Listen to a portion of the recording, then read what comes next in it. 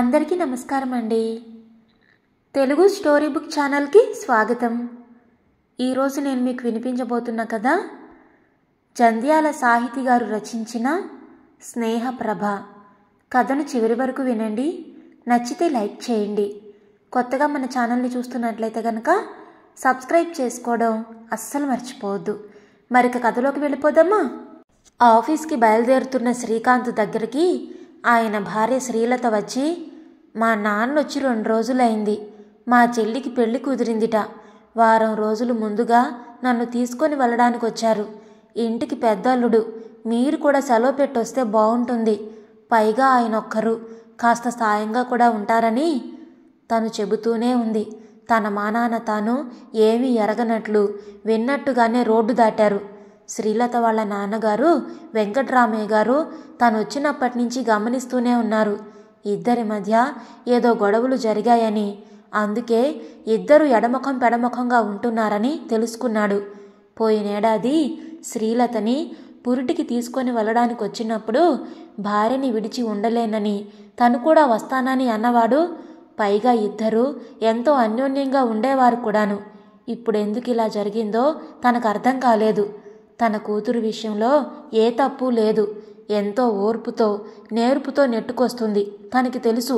తను వచ్చినప్పటి నుంచి చూస్తూనే ఉన్నాడు. అయిన దానికి కాని దానికి చేదరించుకోవడం చేస్తున్నాడు శ్రీకాంత్. ప్రతి శుక్రవారం ఉదయం ఆఫీస్కి వెళ్ళిన భర్త సోమవారం రాత్రికి కానీ ఇంటికి రారు. నెలకొకసారి క్యాంప్ ఉంటుందని తెలుసు, కానీ ఇలా ప్రతి వారం ఉంటుంది అని భర్త చెప్పగానే ఆఫీస్కి ఫోన్ చేసి కనుక్కుంది తను. ఆ 2 రోజులు ఆఫీసులో ఎవరూ ఉండరని, తాళం వేసి ఉంటుందని తెలుసుకుంది. తను అనుకున్నట్టుగానే తన అనుమానమే నిజమైంది. కానీ తెలుసుకునేదెట్లా?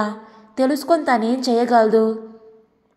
ఆ మర్నాడు వెంకట్రామయ్య గారు ఊరికి ప్రయాణమయ్యారు. కూతురుతో, నీ భర్త నువ్వు కలిసి రండి. ఇంటి దగ్గర చాలా పనులు మిగిలిపోయాయి.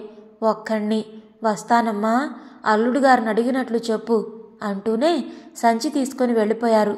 తన చెల్లెలు శ్రీవిద్య అంటే తనకెంతో ఇష్టం. దాని పెళ్లికి వెళ్ళకపోతే అది చాలా బాధపడుతుంది. ఏం చెయ్యను? తండ్రి మనసు బాధపడిందని తనకి తెలుసు. ఇన్నాళ్ళు ఏదైతే తెలియకుండా దాచి ఉంచానో అది ఈరోజు తెలిసిపోయింది. దాదాపు 7-8 నెలల నుంచి ఇలా చేస్తున్నారాయన. పెళ్ళైన 3 ఏళ్లకి పాప పుట్టింది. బాగానే ఉన్నారు. పురుడు పోసుకొని 3వ నెల పాపతో ఇంటికి ఎంతో ఆశతో తిరిగొచ్చానో నా ఆశలన్నీ అడి ఆశలయ్యాయి. తనకి తెలిసి ఆయన గారు ఏనాడు ఏ లోపం చేయలేదు. అన్యోన్యంగా ఉండడం చూసి చాలామంది మా దంపతుల్ని సీతారాముల దాంపత్యంతో పోల్చేవారు. ఆనాడు వాళ్ళ అభిమానానికి ఎంతో సంతోషించేదాన్ని. కానీ ఆ దంపతులకు వియోగం సంగతే మర్చిపోయాను. ఈనాడు అదే జరిగింది నాకు. సోమవారం రాత్రి 10 గంటలు దాటిన తర్వాత వచ్చిన శ్రీకాంత్, మీ నాన్న వెళ్ళిపోయాడా? నువ్వు వెళ్ళలేదే అన్నాడు కాస్త కటువుగా. వెళ్ళిపోయారు అని చెప్పి తను పాపకి పాలు కలపడానికని వంటింట్లోకి వెళ్ళింది. పాలు పడుతున్న తన్ని మళ్ళీ పలకరించాడు. నిన్ను పంపించలేదని నా మీద అభాండం వేయడానికా ఇక్కడే ఉన్నావు? విసుగ్గా కోపంగా అన్నాడు భార్యతో శ్రీకాంత్. మిమ్మల్ని అడిగి తీసుకొని వెళదామని ఉన్నారు.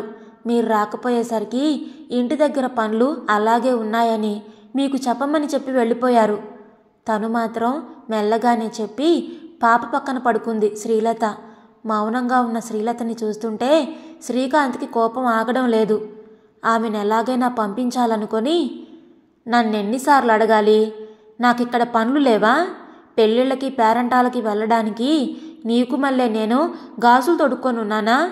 నీకెలా కనిపిస్తున్నాను నేను రానని ఆనాడే చెప్పాను.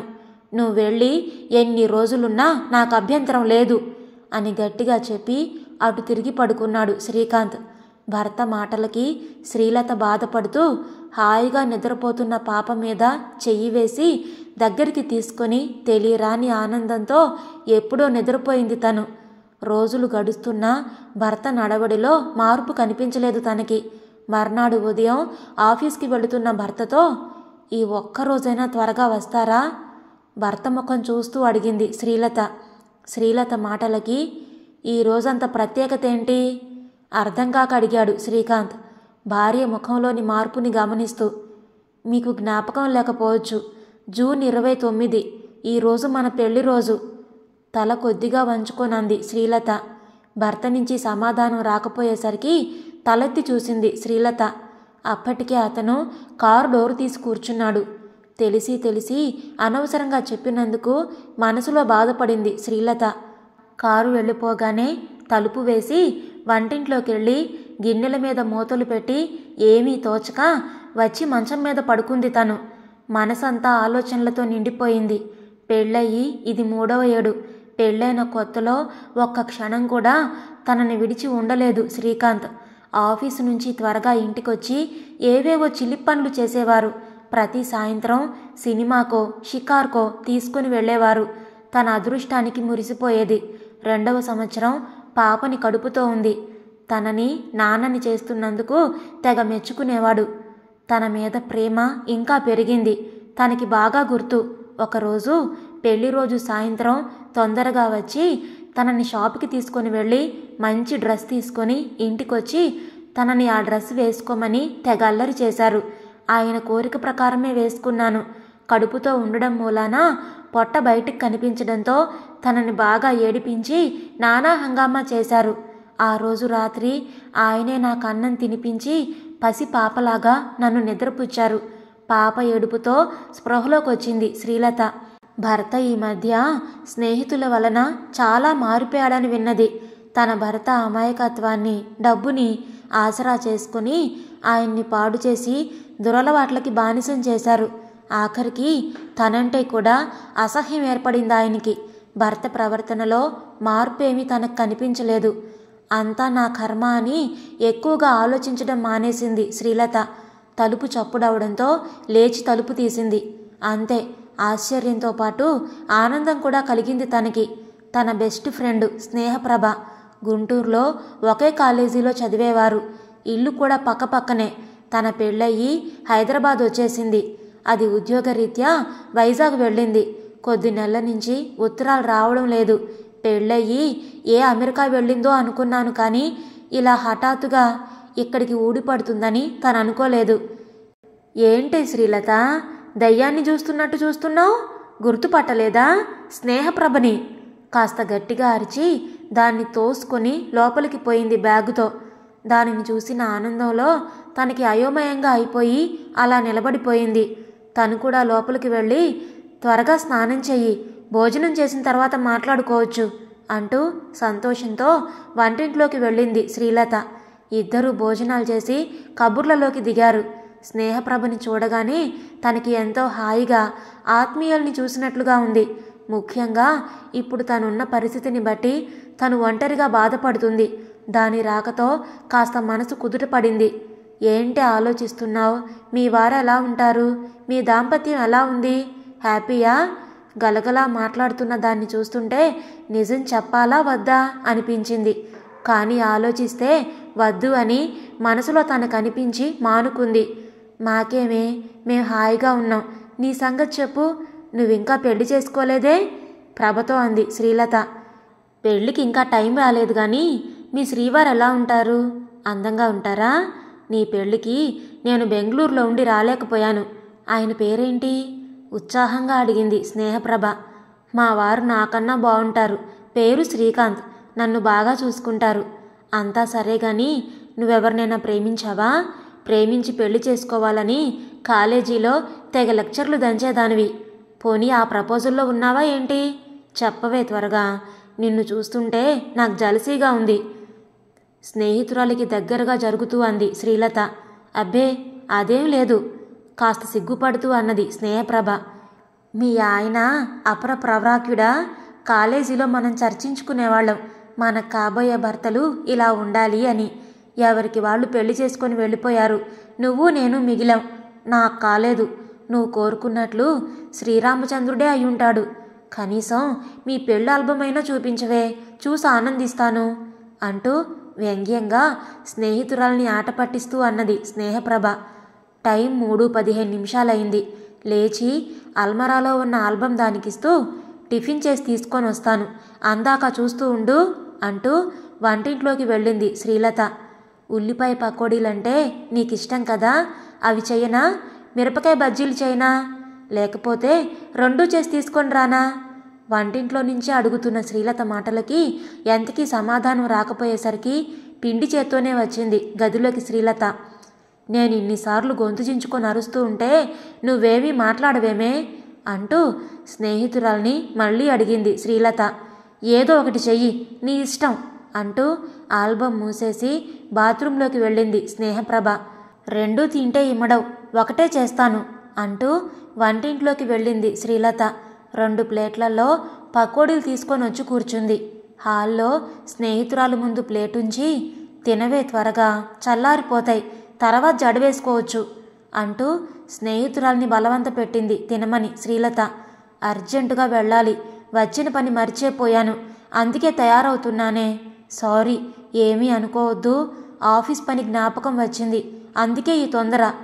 ఒక్కొక్క పకోడీని తీసుకొని తింటూ అన్నది స్నేహప్రభ. 2 రోజులు ఉంటానని చెప్పి ఈ తొందర ఏమిటే, అంత అర్జెంటు పనా అది? కొంచెం బాధగానే అన్నది శ్రీలత. అవునే, చాలా అర్జెంటు, అందుకే ఈ తొందర అంటూనే బ్యాగులో స్నేహితురాలు మధ్యలో వీలున్నప్పుడు తినమని ఇచ్చిన పకోడీ పొట్లను పెట్టుకొని బయలుదేరింది స్నేహప్రభ. ఉండవే ప్రభా, నా అడ్రస్సు, నువ్వు వెళ్ళి నీ అడ్రస్తో లెటర్ రాయి, మర్చిపోవు కదూ. 2 రోజులు నీతో హాయిగా సంతోషంగా మాట్లాడదామని ఎన్నో అనుకున్నాను, కానీ అవేవీ జరగవు అని నాకు ముందే అనిపించినా బాగుండేది, అంత బాధపడి ఉండేదాన్ని కాదు. దేని గురించే అంత దీర్ఘంగా ఆలోచిస్తున్నావు? నా గురించే కదూ. సారీనే, నేను వెళ్ళి నీకు లెటర్ రాస్తాను, బాయ్ అంటూనే రోడ్డు దాటింది ప్రభ. స్నేహితురాలు కనిపించే వరకు చూసి లోపలికి వెళ్ళింది గబగబా. స్టవ్ మీద పాలు పెట్టిన విషయం గుర్తుకి రాగానే, కానీ అప్పటికే పాలు పొంగిపోయాయి. పాలు పొంగితే మంచిదేనంటారు, మరా మంచి నాకు కాదా? 2 వారాల నుంచి భర్త ఇంటికి వస్తున్నాడు తొందరగా. ప్రతి శుక్రవారం సాయంత్రం వెళ్ళి సోమవారం ఉదయంగానే రారు. అలాంటిది ఎక్కడికి వెళ్లకుండా ఇంటికి రావడం తనకి ఆశ్చర్యం వేసింది. తొందరగా ఇంటికి వచ్చిన శ్రీకాంత్ని అడిగింది శ్రీలత. ఒంట్లో బాగుండలేదా? ఇన్ని రోజుల నుంచి అడగవలసిన ప్రశ్న ఈరోజు భర్తను అడిగింది. తన మాటలు వినబండవో లేవో తెలియదు గాని మౌనంగా ఊరుకున్నాడు. మళ్ళీ తనే మాట్లాడింది. ఆరోగ్యం సరిగ్గా లేకపోతే డాక్టర్ దగ్గరికి వెళదాం. మంచం దగ్గరగా వచ్చింది శ్రీలత. కనిపించడం లేదు, నేను బాగానే ఉన్నాను అంటూ దుప్పటి ముసుగు పెట్టి పడుకున్నాడు శ్రీకాంత్. శ్రీలతకి మాత్రం అనుమానంగానే ఉంది. చలితో వణుకుతున్నట్టుగా తనకు కనిపించింది. నిజానికి ఆయన ఏదో విషయంలో బాధపడుతున్నారు. లేచిన తర్వాత ఎలాగైనా ఆయన్ని ఒప్పించి డాక్టర్ దగ్గరికి తీసుకొని వెళ్ళాలి, తప్పదు అనుకుంది మనసులో శ్రీలత.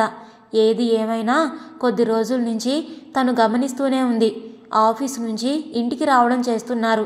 క్యాంపులు వెళ్లకుండా ఇంటి దగ్గరే సెలవు రోజుల్లో గడుపుతున్నారు. ఇన్నాళ్లకి ఏ దేవతో తన మొర ఆలకించి నా జీవితం బాగు చేసింది, భగవంతుడున్నాడు అనడానికి ఇది ఒక నిదర్శనం. భర్తని ఒప్పించి డాక్టర్ దగ్గరికి తీసుకొని వెళ్ళి పూర్తిగా నయం చేయించింది శ్రీలత. భర్త చేతికి టాబ్లెట్ ఇస్తూ మంచినీళ్ళ గ్లాస్ పట్టుకొని మాత్ర వేసుకోండి అంటూ పక్కన కూర్చుంది తను. వద్దు శ్రీలత, నాకింక మందులతో పనిలేదు, నువ్వెప్పుడూ నా పక్కనుంటే చాలు, నన్ను విడిచిపెట్టి ఎక్కడికి వెళ్లకు అంటూ తన ఒళ్ళో తలపెట్టి చిన్నపిల్లాల్లాగా ఏడవడం మొదలుపెట్టారు. భర్తని ఇలా పిరికివాడిలాగా తానెప్పుడూ చూడలేదు. చెయ్యరాని తప్పు మీరేం చేశారని? చేసిన తప్పేమిటో తెలుసుకొని మీరు మారారు. అలా ఎంతమంది తమ తప్పు తెలుసుకుంటారు?